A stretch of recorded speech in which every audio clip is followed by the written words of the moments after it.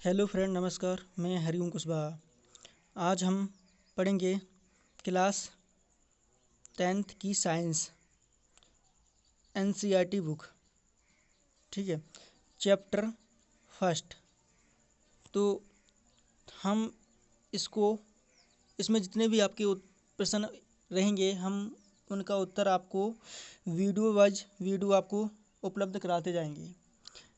तो चलिए स्टार्ट करते हैं। हमारा पहला प्रश्न है रासायनिक हमारा जो पहला प्रश्न है वो है रासायनिक अभिक्रिया किसे कहते हैं। अब देखते हैं हम इसका उत्तर।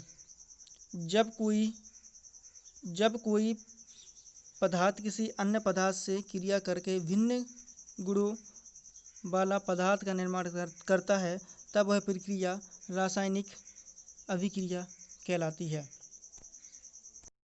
देखिए फ्रेंड, अगर इसकी हम उदाहरण के आधार पर इसको समझना चाहेंगे तो कैसे हम इसको उदाहरण के आधार पर समझते हैं। मान के चलिए हमारे पास कोई पदार्थ है, जैसे कि कार्बन प्लस दूसरा कोई पदार्थ है ऑक्सीजन। जब इन दोनों ने आपस में अभिक्रिया की तो क्या होगा, CO2 का निर्माण होगा। तो हमारा जो कार्बन है और जो ऑक्सीजन है, ये कोई अन्य पदार्थ हैं और इन्होंने जैसे ही अभिक्रिया की तो क्या होगा, CO2 का निर्माण हुआ। तो ये भिन्न गुणों वाले पदार्थ का निर्माण हुआ।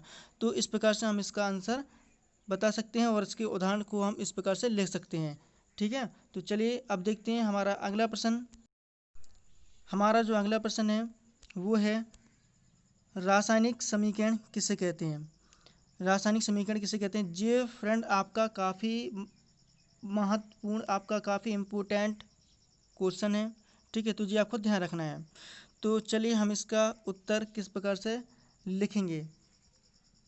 तो हमारा इसका उत्तर हम इसको किस प्रकार से लिखेंगे कि देखिए, वह अभिक्रिया जिसमें किसी रासायनिक अभिक्रिया की संपूर्ण जानकारी प्राप्त होती है रासायनिक समीकरण कहलाता है।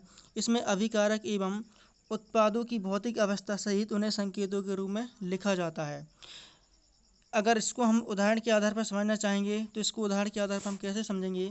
तो देखिए, मान के चलिए हमारे पास हाइड्रोजन कोई पदार्थ है, दूसरा हमारे पास ऑक्सीजन कोई पदार्थ है। जब इन दोनों ने आपस में अभिक्रिया की तो क्या होगा, 2H2O का निर्माण होगा। तो देखिए, हमसे परिभाषा में वो क्या कह रहा है कि वह अभिक्रिया जिसमें किसी रासायनिक अभिक्रिया की संपूर्ण जानकारी प्राप्त होती है रासायनिक समीकरण कहलाता है। इसमें अभिकारक एवं उत्पादों की भौतिक अवस्था सहित उन्हें संकेतों के रूप में लिखा जाता है। देखिए, अब हम क्या करते हैं, इस हाइड्रोजन को क्या करते हैं, अगर इसको हिंदी में लिखते हैं तो इसके लिए हमें थोड़ी ज़्यादा जगह की आवश्यकता होती है, लेकिन हमने क्या किया, इसको संकेत के रूप में लिख दिया। अगर हम इसी प्रकार अगर ऑक्सीजन को हिंदी में लिखते तो इसके लिए हमें ज़्यादा जगह की आवश्यकता पड़ती, लेकिन हमने क्या लिख दिया, इसको संकेत के रूप में लिख दिया ऑक्सीजन को। तो इसी प्रकार से हम कह सकते हैं कि जो अभिक्रिया का जो संक्षिप्त विवरण होता है उसी को हम रासायनिक समीकरण कहते हैं। ठीक है, तो इस प्रकार से हम इसका उत्तर बता सकते हैं। अब देखते हैं हमारा अगला प्रश्न। हमारा अगला प्रश्न है कि रासायनिक समीकरण को लिखने के नियम लिखो। तो हम इसको किस प्रकार से इसके उत्तर को ले सकते हैं कि जो रासायनिक समीकरण को लिखने के नियम लिखना है। देखिए, ये आपके पेपर में मतलब इम्पोर्टेंट तो नहीं है, लेकिन फिर भी हमें जब हम साइंस पढ़ रहे हैं तो हमें पता होना चाहिए कि रासायनिक समीकरण को जो हम लोग लिखते हैं तो उसके नियम कौन कौन से होते हैं। वास्तव में उसके नियम, जो लिखने का जो तरीका होता है, उसके जो नियम होते हैं वो किस प्रकार से हम उसको लिख सकते हैं। तो चलिए अब हम देखते हैं इसके जो नियम हैं। सबसे पहले तो हम देखते हैं कि इसका उत्तर है कि रासायनिक समीकरण को लिखने के नियम क्या है, निम्नलिखित हैं। नंबर फर्स्ट है कि रासायनिक समीकरण के दो भाग होते हैं। रासायनिक समीकरण के कितने भाग होते हैं, दो भाग होते हैं। कौन कौन, जैसे देखिए मान के चलिए कार्बन प्लस ऑक्सीजन। ठीक है, कार्बन प्लस ऑक्सीजन और CO2। अब ध्यान रखना है, जी हमसे क्या कह रहा है कि रासायनिक समीकरण के दो भाग होते हैं। एक तो हो गया जे और एक हो गया आपका तीर के इस वाले भाग को, एक जी हो गया अपना भाग, यानी एक तीर के इस वाले भाग को, तीर के इस साइड जो भी आपकी अभिकारक होंगे तो उसको हम एक कह सकते हैं, मान सकते हैं कि एक जे हो गया अपना भाग और जे हो गया आपका दूसरा भाग। तो देखिए, रासायनिक समीकरण के दो भाग होते हैं, बाएं भाग और दाएं भाग। तो देखिए फ्रेंड, जे हो गया आपका बाएं भाग ठीक है, और जी हो गया आपका दायां भाग। ठीक है, जी हो गया आपका दाएं भाग। तो रासायनिक समीकरण के दो भाग होते हैं, दाएं भाग और बाएं भाग।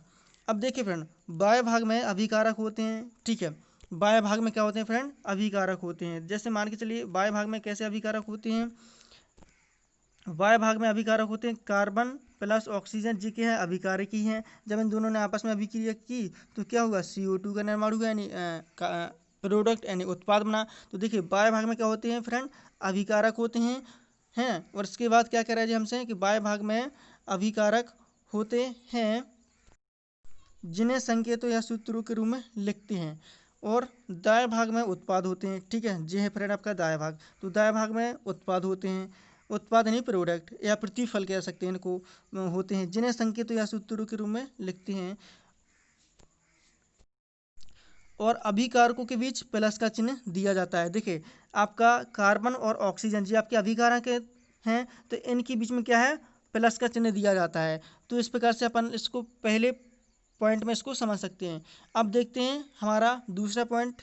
दूसरा पॉइंट में है कि अभिकारकों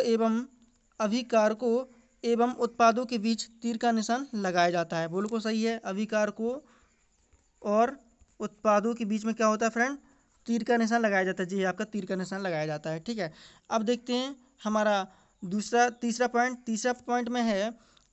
तीसरा पॉइंट में फ्रेंड, जिस ओर तीर का निशान होता है, जिस ओर तीर का निशान होता है अभिक्रिया उसी दिशा में होती है। बिल्कुल सही है, जिस ओर तीर का निशान होता है अभिक्रिया उसी दिशा में होती है। तो देखिए तीर का निशान जो है वो इस ओर है, तो अभिक्रिया किस ओर हो रही, इसी ओर हो रही।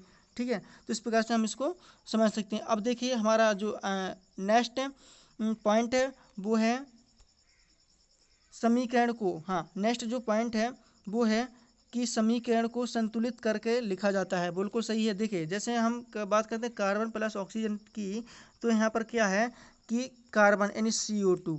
अब देखिए हमेशा आपको ये ध्यान रखना है कि हम किसी भी समीकरण को जब लिखते हैं तो उसको हमें क्या करना है, संतुलित करके लिखना है। ठीक है, तो हमने इसके लिए एक अलग से वीडियो बना दी है। अगर जिसने वह वीडियो नहीं देखी है तो इसी वीडियो के डिस्क्रिप्शन में उसकी लिंक दी गई है। आप संतुलित करके किस प्रकार से समीकरण को संतुलित किया जाता है, आप आसान तरीका से आप उसमें सीख सकते हैं। आप अच्छी तरह से आप उस वीडियो को देख लेना, तो आपको अच्छी तरह से समीकरण को संतुलित किस प्रकार से किया जाता है आपको अच्छी तरह से आ जाएगा। तो चलिए इस प्रकार से हम इसको ले सकते हैं। तो देखते हैं अब हमारा अगला प्रश्न। अब हमारा अगला प्रश्न है कि अब हमारा प्रश्न क्या है कि संतुलित समीकरण किसे कहते हैं। संतुलित समीकरण किसे कहते हैं, हाँ आपसे अगर पूछा जाए तो जो आपके 2 नंबर में पूछ सकते हैं कि संतुलित समीकरण किसे कहते हैं। तो देखिए संतुलित समीकरण किसे कहते हैं तो आप बता सकते हो, आपको तो वैसे याद ही हो गया कि संतुलित समीकरण किसे कहते हैं। चलिए अब हम इसका उत्तर देखते हैं तो देखिए इसका उत्तर हम कैसे लिखेंगे कि ऐसे समीकरण जिसमें दोनों तरफ के तत्वों के परमाणुओं की संख्या बराबर होती है संतुलित समीकरण कहलाता है।